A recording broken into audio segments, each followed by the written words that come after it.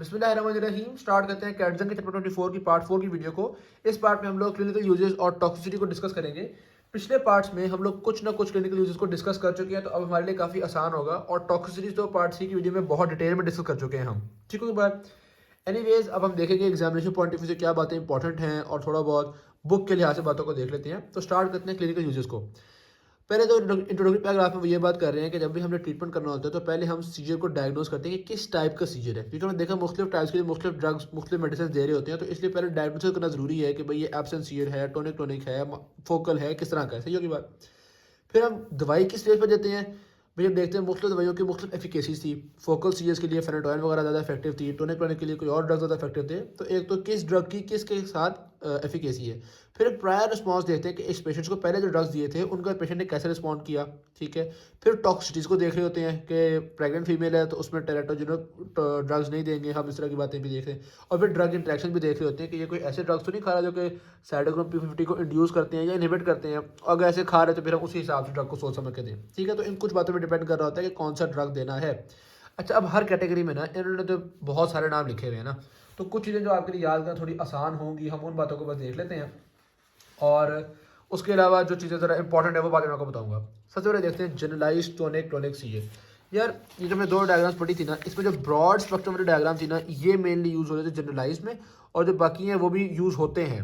अच्छा, broad spectrum में जो ज़्यादा इंपॉर्टेंट वाले थे वो वैल्प्रोएट और टोपिरामेट थे। ठीक है। इसी तरह ये जो आपके पास नैरो स्पेक्ट्रम थे, इसमें ज़्यादा इंपॉर्टेंट कौन से थे, कार्बामेज़ेपिन और फेनेटोइन। ये ज़रा ज़्यादा इंपॉर्टेंट थे, आपको पता है कि ज़्यादा बातें डिस्कस की हैं हमने, बाकी भी हैं सही। तो जहाँ पे वाली जनरलाइज टोनिक क्लोनिक सीजर्स के लिए जो ये वाले ड्रग्स हैं, यानी कि वैल्प्रोएट और टोपिरामेट, ये हमारे पास फर्स्ट लाइन होते हैं। देखो, लेमोट्रिजीन, वैल्प्रोएट, टोपिरामेट। ठीक है। ये लामा ही बना हुआ था, ये तीन ड्रग्स। ये तीनों ड्रग जो हैं ये जनरलाइज टोनिक क्लोनिक के लिए फर्स्ट लाइन आ गया आपके पास। वैसे वो कह रहे हैं कि फिनोबार्बिटल हो गया, इनको भी हम यूज़ कर लेते हैं। और कार्बामेज़ेपिन, फेनेटोइन, लेविट्रासिटाम, ये भी अब माने जाते हैं कि ठीक है, इनको भी इस्तेमाल किया जा सकता है। तो यानी कि यहाँ पे जो ड्रग्स पढ़े थे हमने, उनको भी इस्तेमाल किया जा सकता है। ओके के बाद फिर आ जाए फोकल सीजर्स की तरफ। उल्टा काम कर दो, क्योंकि यहाँ पे आपको याद है फोकस ही बनी हुई थी। तो फोकल सीजर्स के लिए फेनेटोइन और कार्बामेज़ेपिन बेहतर है। अलबत्ता वैल्प्रोएट वगैरह को भी इस्तेमाल किया जा सकता है, क्योंकि वैल्प्रोएट आपको पता है ना, ये है तो ब्रॉड स्पेक्ट्रम। बहरहाल टोनिक टोनिक के लिए ये फर्स्ट लाइन थे, फोकल के लिए ये फर्स्ट लाइन हो गई है। ओके के बाद तो अब यहाँ पे देख लेते हैं हम, कार्बामेज़ेपिन, लेमोट्रिजीन, फेनेटोइन, ये आपके पास फर्स्ट चॉइस हो गए। और फिर दूसरे अल्टरनेटिव वो कह रहे हैं कि फेल्बामेट, वैल्प्रोएट, टोपिरामेट, ये आपके पास अल्टरनेट के तौर पर मौजूद होते हैं। अच्छा, रेटिकाबाइन भी यूज़ कर सकते हैं। ये नाम शायद आपने पहले ना ही सुना हो, रेटिकाबाइन, अगर रेटिनल टॉक्सिसिटी का खतरा ना हो। ठीक है। तो रेटिनल टॉक्सिसिटी कॉज करवाता है, इसलिए शायद पहले नाम सुना भी नहीं हमने कि ये इतनी इंपॉर्टेंट चीज़ है ही नहीं। आगे आते हैं जी जनरलाइज्ड एब्सेंस सीजर्स में। मैंने आपको बताया था एब्सेंस सीजर में सबसे इंपॉर्टेंट चीज़ याद रखनी है आपने, इथोसक्सीमाइड। सही की बात। तो एब्सेंस सीजर का जब नाम आ जाएगा तो आपने याद रखना है इथोसक्सीमाइड। वैसे इथोसक्सीमाइड के अलावा और कौन कौन से दे सकते हैं एब्सेंस सीजर में, तो जनाब एक तो हो गया इथोसक्सीमाइड, उसके अलावा इसमें वैल्प्रोएट भी दे सकते हैं। यानी कि अगर ऑप्शन में इथोसक्सीमाइड हुआ तो आपने इसको टिक कर देना है। अगर इथोसक्सीमाइड ना हुआ, वैल्प्रोएट हुआ, इसको टिक कर देना। अगर वैल्प्रोएट भी ना हुआ तो लेमोट्रिजीन होगा, मेरा ख्याल है मिनी कैटजंग या लिपन कॉर्डर का MCQ है जिसका आंसर लेमोट्रिजीन है। सही की बात। तो ये जो तीन है ना मेनली, ये आपने याद रखने हैं एब्सेंट सीजर्स के बारे में। वैसे तो बेंजोडाइजेपिन में से एक बेंजोडाइजेपिन है क्लोनाजिपैम, ये भी यूज़ कर सकते हैं हम, लेकिन ये नींद वगैरह सेडेशन वगैरह काफ़ी कॉज करता है, इसलिए हम इसको यूज़ करते नहीं है। सही हो के बाद। अच्छा, लेमोट्रिजीन के अलावा लेविट्रेसिटाम भी है, जोनिसमाइड भी है। मर्जी ये याद करना तो कर लो बातों को। अच्छा, ये दो ड्रग्स ना आपने पहले नाम सुना नहीं होगा, तो चलो लगे हाथ इनको भी डिस्कस कर लेते हैं। रुफिनामाइड और जोनिसमाइड। जोनिसमाइड, ठीक है। ये दोनों जनाब सोडियम चैनल्स को इनहिबिट करके ही अपना मैकेनिज्म ऑफ एक्शन है इसका। ठीक है। जोनिसमाइड तो अभी आपने देख लिया। अच्छा, ज से भी याद रख सकते हो ना, नींद वाला से भी थोड़ा बहुत याद रख सकते हो कि एब्सेंट सीयर में, ऐसे जैसे पेशेंट को नींद बहुत आई हुई है तो एब्सेंट सीयर में हम इसको भी यूज़ करते हैं। तो इथोसक्सीमाइड, वैल्प्रोएट, लेमोट्रिजीन, लेविट्रेसिटाम, जोनिसमाइड, ये हो गए। रूफिनामाइड का क्लिनिकल यूज़ आपको याद है, मैंने पार्ट 1 की वीडियो में आपको एक डिप्रेसर मारा था कि यार ये भी एक ड्रग है, ये भी एक बीमारी है, सीजर की एक टाइप है, याद करनी करो, नहीं करी ना करो। वो था लिनॉक्स गैस्ट्रॉट सिंड्रोम। दोबारा लिख देता हूँ, लिनॉक्स गैस्टॉट सिंड्रोम। बिग कैटसन के मुताबिक इसके ट्रीटमेंट में हम लोग रूफिनामाइड यूज़ करते हैं। ओके हो गई बात बिग कैटसन के मुताबिक। वैसे लिपेनकॉर्ट के मुताबिक इसके ट्रीटमेंट में हम कुछ और ड्रग्स भी हैं, ये लेमोट्रिजीन वगैरह भी यूज़ कर सकते हैं, टोपिरामेड भी यूज़ कर सकते हैं, लेकिन इस नाम को याद रखना है बिग कैटसन के मुताबिक इसको यूज़ कर रहे हैं। ओके हो गई बात। तो चलो थोड़ी थोड़ी हम एक्स्ट्रा बातें भी आपको बता देते हैं कि एग्जामिनेशन पॉइंट ऑफ व्यू से बहुत इंपॉर्टेंट बातें नहीं थी, बस इमेजिनेशन पॉइंट ऑफ व्यू से तो मैंने आपको बताया एब्सेंट चीज़ें के लिए जो 3 नाम बताया ना मैंने आपको, इसोसक्सिमाइड, वैल्प्रोएट और ये जो तीसरा हो गया लेमोट्रिजीन। अच्छा इसोसक्सिमाइड में वो कहते हैं कि इसके गैस्ट्रोइंटेस्टिनल साइड इफेक्ट्स होते हैं, तो इस वजह से बाजू का हम थोड़ा सा लिहाज कर रहे होते हैं कि यार ना ही दे, लेकिन अगर गैस्ट्रोइंटेस्टिनल साइड इफेक्ट्स का डर नहीं है तो फिर तो जनाब इसोसक्सिमाइड ही देंगे। अच्छा ये तो था अगर सिर्फ एब्सेंट सीजर्स हैं, अगर किसी को एब्सेंट सीजर्स के अलावा साथ को मायोक्लोनिक सीजर्स वगैरह भी हो रहे हैं तो यहाँ पे तो जाहिर है यार कोई ना कोई ब्रॉड स्पेक्ट्रम ही देनी पड़ेगी। तो जिस तरह से वैल्प्रोएट और लेमोट्रिजीन ब्रॉड स्पेक्ट्रम होती है तो हम वो दे देते हैं यहाँ पे, ठीक है। अगर मायोक्लोनिक भी हो रहे हैं और एटिपिकल एब्सेंट सीजर्स भी हो रहे हैं तो ये आपके पास मेनली अच्छा होता है। क्लोनादिपैम भी दे सकते हैं, लेकिन वही वाली बात है कि ये नींद कॉज करवाता है, और फेल्बामेट वगैरह का भी उन्होंने लिखा हुआ है कि वो भी यूज़ कर सकते हैं, लेकिन हेपेरोटॉक्सिक और हीमेरोटॉक्सिक यानी कि ब्लड को ख़राब करता है और लिवर को ख़राब करता है।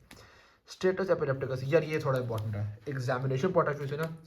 जिस तरह एब्सेंट सीरीज के 3 बताया था मैंने आपको, बड़े इंपॉर्टेंट, वैल्प्रोएट, इथोसक्सामाइड, वैल्प्रोएट, लेमोट्रिजीन, ये एब्सेंट सीरीज के थे, भूलने नहीं आपने।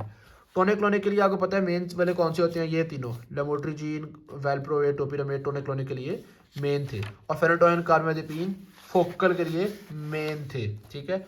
अब स्टेटस एपिलेप्टिकस के लिए बेंजोडायजेपीन्स थोड़े से लॉन्ग एक्टिंग जो होते हैं ना, डायाजिपैम हो गया और लोराजिपैम हो गया, ये वाले जो बेंजोडायजेपीन्स हैं ये आपके पास होते हैं स्टेटस एपिलेप्टिकस के लिए। उसके अलावा इंट्रावीनस फेनिटोइन भी दे सकते हैं, ऑल्दो फेनिटोइन से हमें थोड़ा डर भी लगता है। क्यों डर लगता है? क्योंकि हमने फेनिटोइन के साइड इफ़ेक्ट्स काफ़ी सारे पढ़े थे। मज़े की बात है मिनी कैटजग में एक और साइड इफेक्ट लिखा हुआ है फेनिटोइन का जो यहाँ पे कहीं पे भी नहीं है, और वो है कार्डियोटॉक्सिसिटी, ठीक है। तो फेनिटोइन का एक साइड इफेक्ट कार्डियोटॉक्सिसिटी भी है जो कि थोड़ा ख़तरनाक हो सकता है। फेनिटोइन हो गया। अच्छा फेनिटोइन की बजाय आप कह लो फॉस्फेनिटोइन, ज़रा बेहतर फॉर्म है ना उसकी, तो फेनिटोइन भी है लेकिन फॉस्फेनिटोइन ज़्यादा प्रेफर्ड है। सही की बात। लिपेनकॉर्ट के अंदर डायजेपैम को फर्स्ट चॉइस लिखा हुआ है, फॉस्फेनिटोइन को सेकंड चॉइस लिखा हुआ है, बस ये 2 ड्रग जिसके लिखे हुए हैं। लेकिन आप चूँकि मिनी कैट ड्रग पढ़ रहे हैं हम लोग, तो तीसरा ड्रग आपने ध्यान रखना है, बारबिटरेट्स को भी यूज़ कर सकते हैं, फिनोबारबिटल, फिनोबारबिटल। ओके होगी बात। तो जनाब वाली स्टेटस एपिलेप्टिकस के लिए डायजेपैम यूज़ करते हैं, नहीं तो फॉस्फेनिटोइन वगैरह यूज़ कर लेते हैं, नहीं तो फिनोबारबिटल्स, ठीक है। स्टेटस एपिलेप्टिकस को भी ध्यान में रखना है आपने। और दूसरी तो मैंने आपको बताया एब्सेंट सीजर के लिए इथोसक्सिमाइड यूज़ कर लेते हैं, नहीं तो वैल्प्रोएट यूज़ कर लेते हैं, नहीं तो लेमोट्रिजीन वगैरह यूज़ कर लेते हैं। इथोसक्सिमाइड के बहरहाल जीआई इफेक्ट्स वगैरह होते हैं, फेनेटोइन के बहरहाल कार्डियोटॉक्सिक इफेक्ट्स वगैरह होते हैं। सही की बात। तो ये कुछ बातें थी जो ध्यान में रखनी थी। उसके अलावा एक और बड़ी इंपॉर्टेंट बात जो ऑल दो पहले हम डिस्कस कर चुके हैं, और वो ये है कि ट्राइजेमिनल न्यूरैल्जिया के लिए कार्बमैजेपिन देते हैं। Carbamazepine is the first line for hepatic trigeminal neuralgia. पता नहीं क्यों बार बार हेपेटिक नाम से मुंह से निकल रहा है, तो उसको क्लियर कर ही देते हैं जनाब वाली। ट्राइजेमिनल न्यूरैल्जिया के लिए कार्बमैजेपिन फर्स्ट लाइन ड्रग होती है, और हर्पेटिक न्यूरैल्जिया के लिए गाबापेंटिन आपके पास फर्स्ट लाइन ड्रग होती है। सही होगी बात। अच्छा जी वैल्प्रो, अच्छा यार देखो ना फिर भाईजान, अगर इनको हमने ब्रॉड स्पेक्ट्रम कहा था तो उसकी कोई वजह है। एक तो वैल्प्रोएट मैंने आपको बताया ना, मायोक्लोनिक और एटिपिकल दोनों हो जाए तो भी हम वैल्प्रोएट वगैरह ही देते हैं। उसके अलावा मेनिया, बाइपोलर डिसऑर्डर्स, उसके अंदर भी हम लोग ये वाले ब्रॉड स्पेक्ट्रम ड्रग्स दे रहे हैं। तो कौन कौन से दे रहे हैं जनाब भाई? वो पहले लेमोट्रिजीन भी देते हैं, कार्बामेज़ेपिन भी देते हैं, वैल्प्रोएट भी दे देते हैं, ठीक है बात। तो थोड़ी सी बातें आपको पता हो गई उनके क्लिनिकल यूज में याद रखने के लिए। बहरहाल मेन चीज़ों को हम ज़हन में रखेंगे। स्टेटस एपिलेप्टिक्स के लिए 3 कौन से यूज़ हो रहे हैं, एब्सेंट सीजर्स के लिए 3 कौन से यूज़ हो रहे हैं, फोकल सीजर के लिए मेन आपके पास कार्बामेज़ेपिन, फेनिटोइन, लेमोट्रिजीन वगैरह, इसके लिए मेन जो 2-3 बताए थे वो ज़रा ध्यान में रखने हैं। तो ये थोड़ी चीज़ें आपको हेपेटिक न्यूरैल्जिया में कौन यूज़ होगा, ट्राइजेमिनल न्यूरैल्जिया में कौन यूज़ होगा, तो ये क्लिनिकल यूजेस थे जो कि थोड़े इंपॉर्टेंट है एमसीक्यू वगैरह के पॉइंट ऑफ व्यू से। बाकी जोनिसमाइड और रफीनामाइड जो है वो शुगर में लाइए। अच्छा जी टॉक्सिसिटी की तरफ आ जाए तो मेन तो मतलब बहुत सारे टॉक्सिसिटी हम डिस्कस कर चुके हुए हैं। टेराटोजेनिसिटी आपको पता है वैल्प्रोएट भी कॉज कर रहा था, जो कि ये आपको पता है पीछे गोल पे बच्चा उठाया हुआ था इसने। अच्छा अगर वो एक एमसीक्यू है आपके पास, मेरा पता नहीं कहाँ पे लिखा हुआ था, लेकिन देखा था वो ये था कि अभी पेशेंट आती है, वो पेशेंट जो है वो वैल्प्रोएट यूज़ कर रही है, लेकिन अब वो चाहती है कि अगले साल प्रेग्नेंट हो जाए, तो अब आप उसको ड्रग चेंज कर दें। तो जाहिर बात है अगर प्रेगनेंसी वो चाह रही है तो हम ड्रग को चेंज कर देंगे, लेमोट्रिजीन दे देंगे, क्योंकि ये कोई टेराटोजेनिसिटी नहीं कॉज करवाता। सही। और एक और बड़ी ही अहम बात, एक एथिकल इशू इन्वॉल्व है आपके पास एंटी सीजर ड्रग्स के साथ। आपको पता है कि कुछ एंटी सीजर ड्रग्स जो हैं वो साइटोक्रोम P450 को इंड्यूस करते हैं, जैसा कि ये कार्बामेज़ेपिन, जैसा कि ये फेनेटोइन। और जो ओरल कॉन्ट्रासेप्टिव होते हैं उनको भी तो लिवर के एंजाइम से मेटाबोलाइज करना होता है, ठीक है। तो अगर आपने एक औरत है, ठीक है, मिसाल के तौर पे सारा है, ठीक है। अब सारा जो है वो आती है बेचारी, उसको तो नहीं, वो समझ जो सेक्सुअली एक्टिव है, सही, लेकिन वो भी बच्चा नहीं चाहती। तो सीन ये है कि उसको सीजर हो रहे थे और आपने देना शुरू कर दी फेनेटोइन। अब फेनेटोइन की वजह से वो जो ओरल कॉन्ट्रासेप्टिव्स खा रही थी वो जल्दी मेटाबोलाइज हो जाएंगे, तो ओरल कॉन्ट्रासेप्टिव्स का असर कम हो जाएगा, वो बेचारी प्रेग्नेंट हो जाएगी। वो तो आके डॉक्टर को पकड़ लेगी ना कि भाई ये तुम समझ रहे हैं ना बात को। तो जनाब वाली ये बात समझनी है कि ये एक एथिकल इशू इन्वॉल्व है आपके पास इनके साथ कि अगर पेशेंट एंटी सीजर ड्रग खासतौर पर ये वाले खा रहे जो साइटोक्रोम P450 को इंड्यूस करते हैं, तो साथ फिर उसको कोई और कॉन्ट्रासेप्शन, कॉन्डम्स या किसी और कॉन्ट्रासेप्शन की तरफ चला जाना चाहिए, सिर्फ ओरल कॉन्ट्रासेप्टिव पर रिलाय नहीं करना चाहिए। अच्छा जी। और एक और बात मैंने आपको बताई कि फेनेटोइन जो टेराटोजेनिसिटी कॉज करवाता है उसको हम कहते हैं फीटल हाइडेंटोइन सिंड्रोम। ये बात पहले ही डिस्कस कर चुके हुए हैं, सही। फेनेटोइन की एक और टॉक्सिसिटी बताऊँ मैं आपको, यार बढ़ती जा रही हैं बातें। ऑल्दो यहाँ पे हमने काफ़ी टॉक्सिसिटी डिस्कस की थी, जंजीवल हाइपरप्लेजिया डिस्कस किया था, hirsutism, folate deficiency, ataxia, DRESS syndrome, Steven Johnson syndrome, osteomyelitis, osteoporosis और डिप्लोपिया, ये सब कुछ पढ़ा था, लूपस भी पढ़ा था हमने।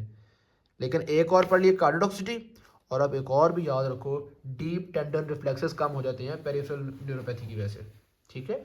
अब ये डीप टेंडन रिफ्लेक्सेस कम होते हैं, ये आपके पास यहाँ पे एक्सरसाइज का एमसीक्यू भी है, तो इसलिए मैंने आपको एक बात बता दी है, पेरिफेरल न्यूरोपैथी की वजह से। ओवरडोज टॉक्सिसिटी, ये एक उन्होंने बस जनरलाइज सी बात की हुई है कि एंटी सीजर्स की ओवरडोजेज में रेस्पिरेटरी डिप्रेशन वगैरह भी हो सकता है, बस एक ऐसी जनरलाइज सी बात है, सही। लाइफ सेटिंग टॉक्सिसिटी पहले बता चुके हैं, वैल्प्रोएट जो होता है वो हेपेटाटॉक्सिसिटी कॉज करवाता है, उसके अलावा कुछ ड्रग्स ये स्टीवन जॉनसन सिंड्रोम वगैरह कॉज करवा रहे हैं, तो इसमें भी कोई ऐसी अहम बात नहीं है। विड्रॉल याद रखना कि जनाब भाई जब हम एक एंटी सीजर ड्रग दे रहे हैं तो अब ये बंदा सीजर से बचा हुआ है उस ड्रग की वजह से, अगर आपने अचानक इस ड्रग को हटा दिया तो बंदे को फिर सीजर आ जाएंगे, ठीक है। तो ज़रा आहिस्ता आहिस्ता हम लोग एंटी सीजर ड्रग्स की डोज को कम करते हैं। हाँ, एब्सेंस सीजर्स का ड्रग जो है उसमें इतनी कोई खतरे की बात नहीं है, लेकिन जो आपके पास टोनिक क्रोनिक सीजर्स के पेशेंट्स हैं, वो जो ड्रग पे लगे हुए हैं, फेनेटोइन वगैरह खा रहे हैं या सॉरी वैल्प्रोएट वगैरह खा रहे हैं, तो उनमें ख़ास तौर पे एहतियात करने की ज़रूरत है कि यार ज़रा आहिस्ता आहिस्ता हम डोज को कम करें। तो ये हमारे पास कुछ बातें थी टॉक्सिसिटी के हवाले से, जिसमें कुछ मैंने आपको एक्स्ट्रा बातें भी बता दी हैं। एक मैंने OCPs वाला इशू आपको बता दिया है, एक फीटल हाइड्रोटोन वाला इशू आपको मैंने बता दिया है। तो बाकी अब क्लिनिकल यूजर्स की बात की जाए तो मिनी कैट जो सॉरी लिपन कॉर्ड के अंदर कुछ उन्होंने एक्स्ट्रा भी लिखे हुए हैं। वो कहते हैं कि भाई जैसा मैंने आपको बताया ना, लिनॉक्स गॉस्टॉट गैस्टॉट, इसी तरह वो कह रहे हैं एक और भी है, बिनाइन रोलैंडिक सिंड्रोम। ठीक हो गई बात। अब ये सिर्फ यार अगर आपने दोस्तों को डिप्रेसर मारने हैं ना तो याद कर लो इन बातों को, बिनाइन रोलैंडिक रोलैंडिक सिंड्रोम, ठीक है जी। और इसके ट्रीटमेंट में किसको यूज़ करते हैं हम, गाबापेंटिन को और लेवोट्रिजीन को। गाबापेंटिन हो गया, लेवोट्रिजीन हो गया। थोड़ा सा मैं एक्सरसाइज के एमसीक्यूज भी आपको बता दूं। अच्छा, एब्सेंस सीजर्स का जो सिनेरियो होता है ना, उसमें खासतौर पे एक तो वो कह रहे हैं ना कि भाई लर्निंग डिफिकल्टी है, बच्चे को किसी बातें याद नहीं हो रही, अक्सर बच्चा लॉस्ट माइंडेड रहता है, लेकिन EEG पे 3 हर्ट्ज की स्पाइक, जब आपने देखा ना 3 हर्ट्ज की स्पाइक, फॉरन एब्सेंस सीजर्स, ठीक है। ट्रीटमेंट में इथोसक्सिमाइड ना होता तो वैल्प्रोएट, वो भी ना होता तो लेमोट्रिजीन। सीधी बात। कह रहे हैं कौन सा ड्रग है जो दूसरे ड्रग की प्लाज्मा कंसंट्रेशन बढ़ाता है, तो पार्ट 1 की वीडियो बताया था वैल्प्रोएट है, जो कि खुद प्लाज्मा के साथ बाइंड करता है और फेनेटोइन को हटाता है, तो जाहिर बात है फेनेटोइन की फ्री फॉर्म बढ़ जाएगी। सही हो गया। अच्छा जी, इन स्टेटमेंट में से सबसे गलत स्टेटमेंट कौन सी है, वो कह रहे हैं कि जी वैल्प्रोएट जो है उस अगर पेशेंट वैल्प्रोएट खा रहा है तो डीप टेंडन रिफ्लेक्स कम हो रहे होंगे, जबकि ऐसी बात नहीं है। फेनेटोइन खा रहा है तो डीप टेंडन रिफ्लेक्स उसके कम हो रहे होते हैं। बस इसमें इतनी बातें थी। Thank you very much. Video अच्छी लगी शेयर कीजिएगा, चैनल को सब्सक्राइब कीजिएगा। आई होप सो कि मज़ा आया होगा आपको। अल्लाह हाफिज़।